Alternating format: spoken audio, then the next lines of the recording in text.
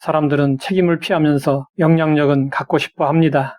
자신은 드러나지 않으려 하면서 위기의 순간에 누군가가 대신 나서주기를 기대합니다.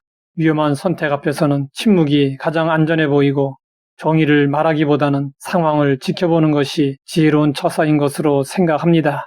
신앙의 영역에서도 마찬가지입니다. 하나님을 믿지만 그 믿음으로 나를 어느 지점까지 내어놓아야 하는지는 분명하지 않습니다. 이런 모호한 상황 속에서 에스더의 영성은 우리를 불편하게 하지만 동시에 깊은 깨달음을 줍니다. 에스더는 처음부터 믿음의 영웅으로 등장하지 않았습니다. 그녀는 유다 포로 공동체 안에 거하는 평범한 여인이었습니다.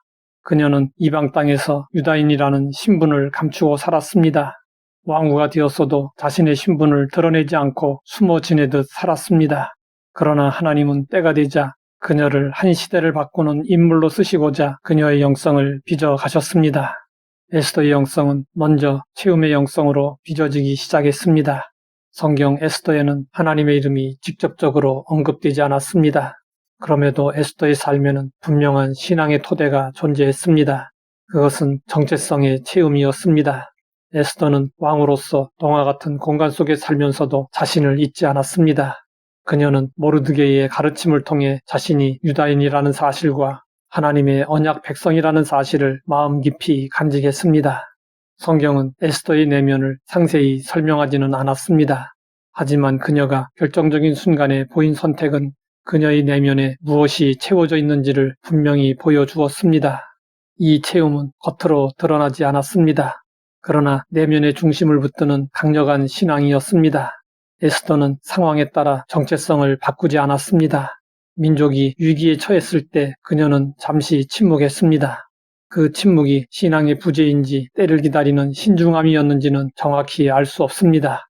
우리는 여기서 그녀의 침묵을 미워하거나 정죄하기보다 하나님께서 그 시간마저 섭리 가운데 사용하셨음을 바라보아야 합니다. 그때 모르드게의 질문은 에스더의 영성을 흔들어 깨웠습니다. 내가 왕후의 자리를 얻은 것이 이때를 위함이 아닌지 누가 알겠느냐?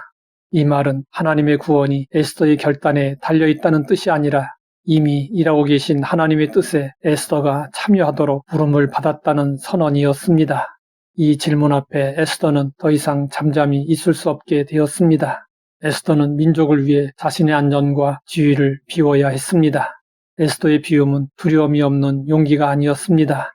그녀는 분명히 말했습니다. 죽으면 죽으리이다. 이것은 죽음을 가볍게 여긴 고백이 아니었습니다. 오히려 생명보다 더 중요한 가치 앞에 자신을 내려놓겠다는 결단이었습니다. 그녀는 왕후라는 보호막을 비웠고 침묵이라는 안전장치를 비웠으며 자기 생명에 대한 주권마저 하나님께 내어놓았습니다. 이 비움은 충동적 행동이 아니라 금식과 기도를 통한 비움이었습니다. 에스더는 혼자 나아가지 않았습니다. 유다 공동체를 금식으로 초대했고 함께 하나님 앞에 섰습니다. 그녀의 비움은 홀로 영웅이 되려는 행동이 아니었습니다. 동족과 함께 하나님 앞으로 나아가 온전히 내려놓은 믿음의 행동이었습니다.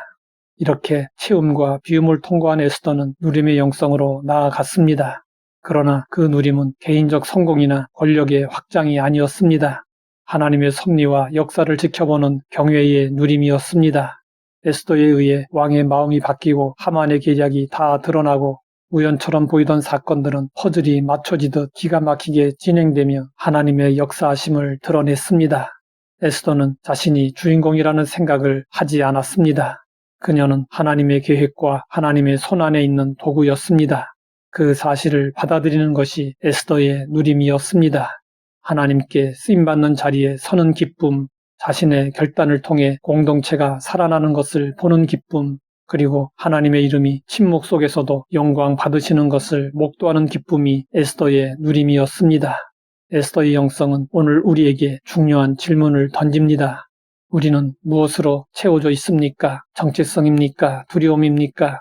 우리는 무엇을 비우고 있습니까? 안전입니까? 자기 보호입니까? 그리고 우리는 무엇을 누리며 신앙생활을 하고 있습니까? 하나님의 뜻이 이루어지는 기쁨입니까?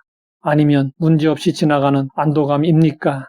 에스더의 길은 화려하지 않았고 아무런 기적의 상황도 없었습니다. 그러나 그녀는 결정적인 순간에 하나님 편에 섰습니다.